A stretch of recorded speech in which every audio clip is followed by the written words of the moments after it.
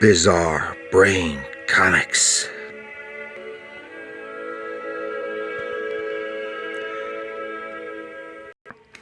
Hello, comic book aficionados.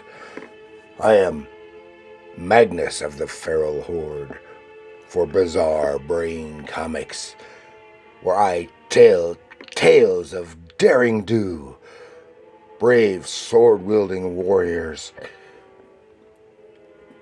and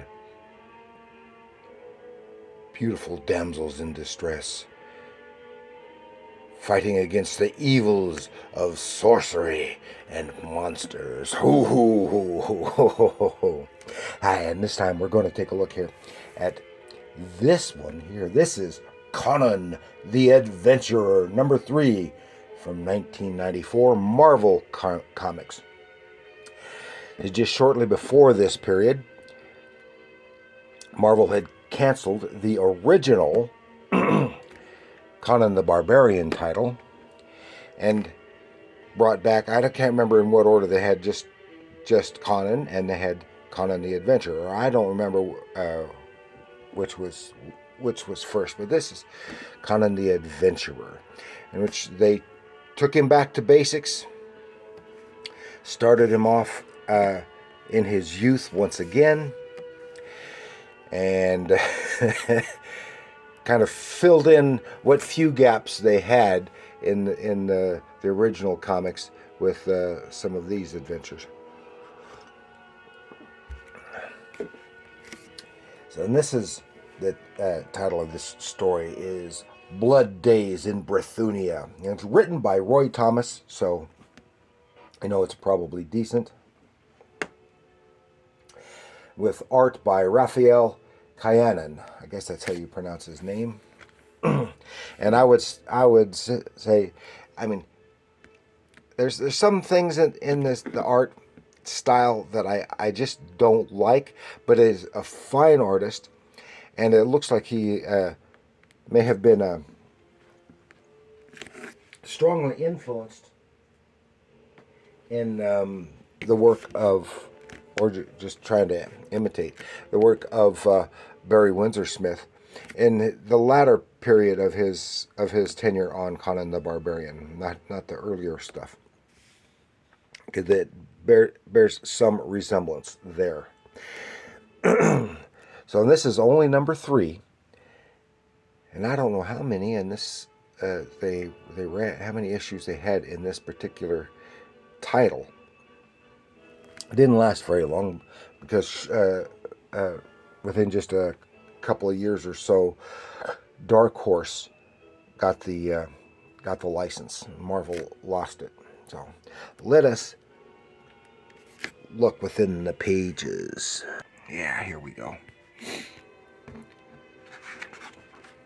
Let me see the initial splash page, and it's finally done. It just goes crom. Doesn't give you any indication. Then we have a real nice double page spread here.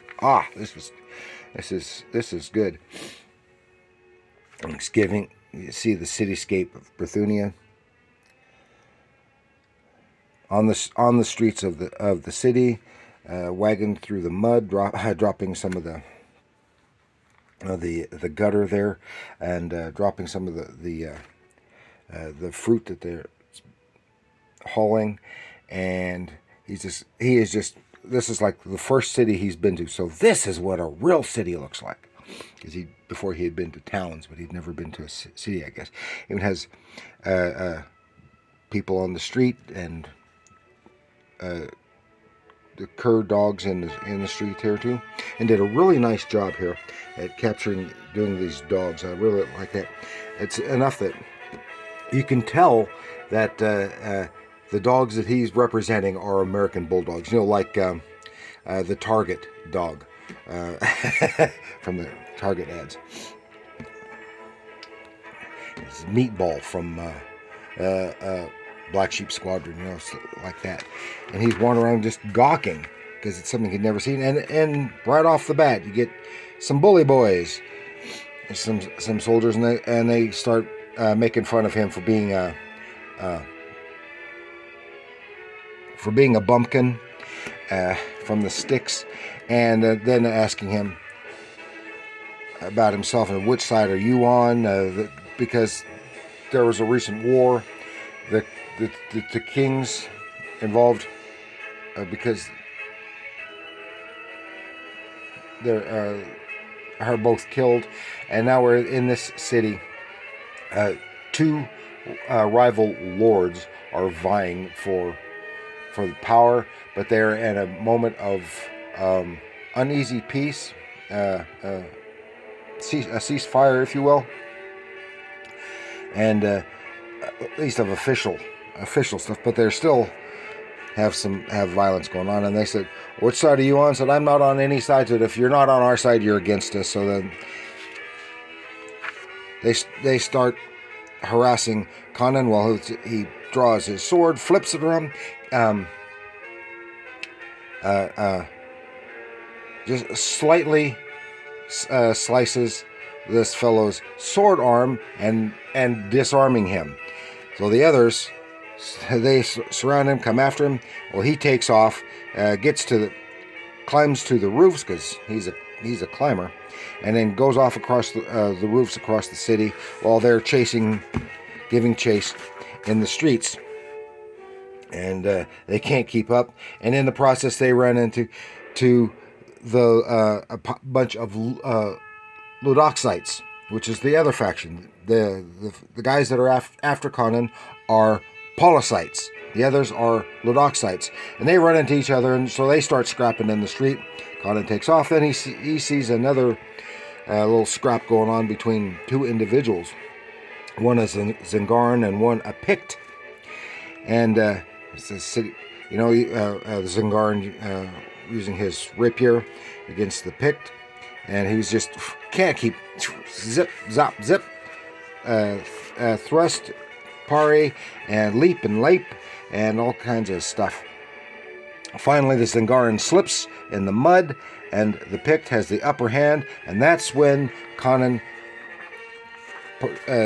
stops being a spectator and being a participant, because his Sumerian heritage, they have gripes against the Picts.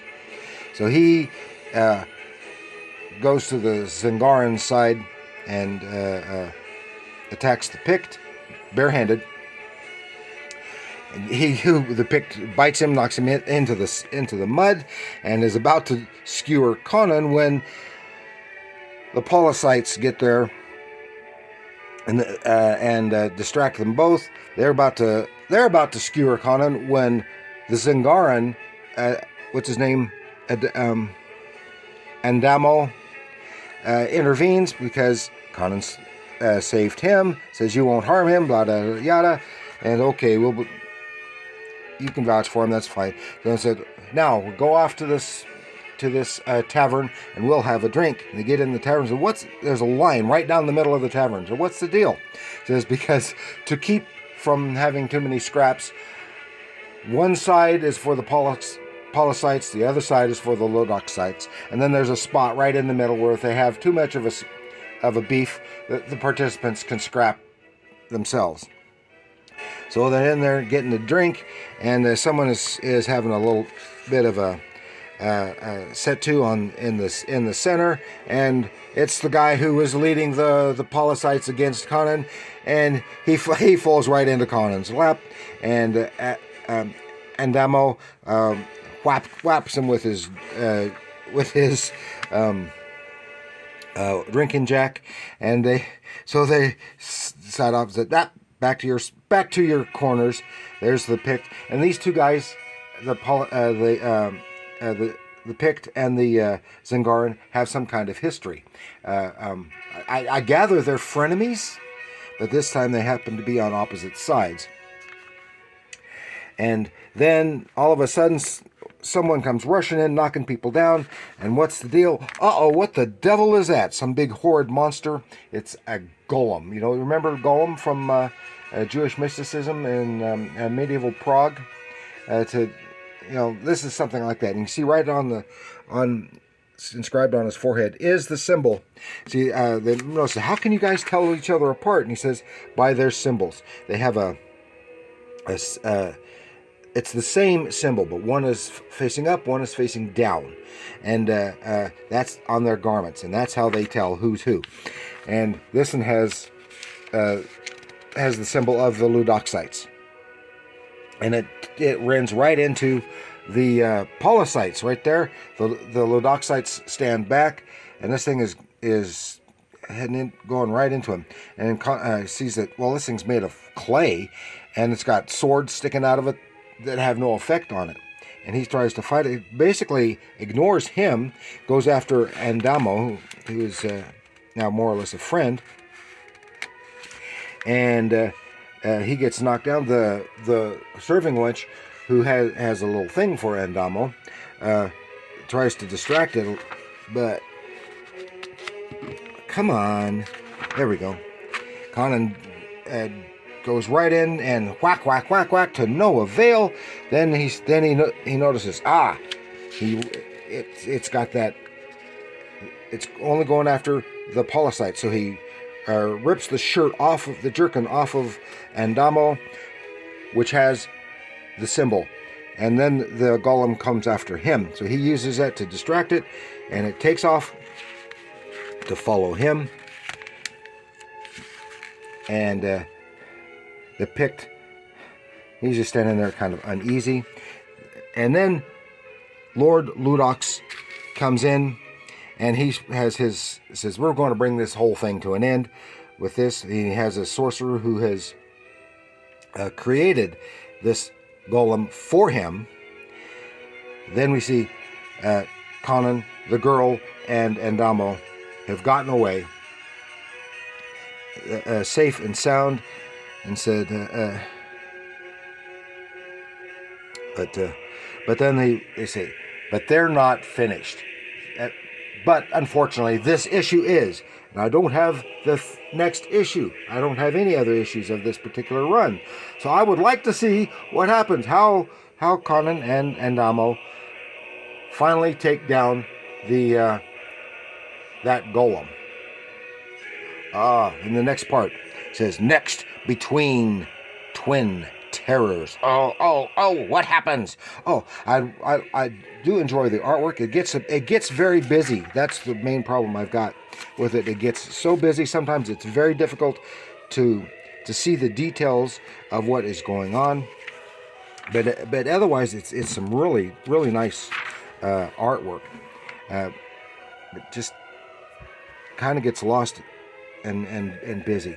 That's really about all. Otherwise, the story is told very well visually.